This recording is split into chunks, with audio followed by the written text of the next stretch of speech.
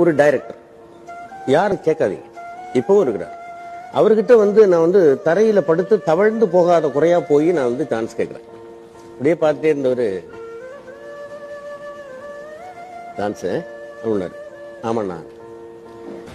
அப்படியே ஏவிஎம்குள்ள இருந்து நேர வெளியில போய் அந்த கேட்டை தாண்டி ரைட்ல போனீங்கன்னாக்க கொஞ்சம் தூரம் போன உடனே சிக்னல் வரும்ண்ணா. அந்த சிக்னல் லெஃப்ட் திரும்பிடாத, கோயம்பேடு போற ரூட் திரும்பிடாத, கொஞ்சம் தாண்டி போனேன்னு வச்சுக்கோ. தாண்டி போனேன்னு வச்சுனாக்க வடபழனி கோயில் வரணும், கோயில் திரும்பாத.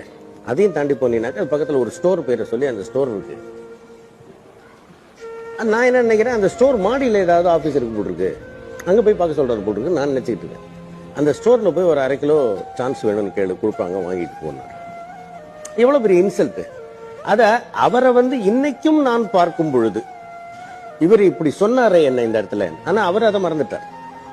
இதெல்லாம் மறக்கல, மைண்ட்ல அப்படியே இருக்கு. அப்போ அதுக்குதான் நான் சொன்ன மறதியை போல் ஒரு மாமருந்தில்லை அப்படின்னு ஒரு பாட்டு இருக்கு இல்லையா.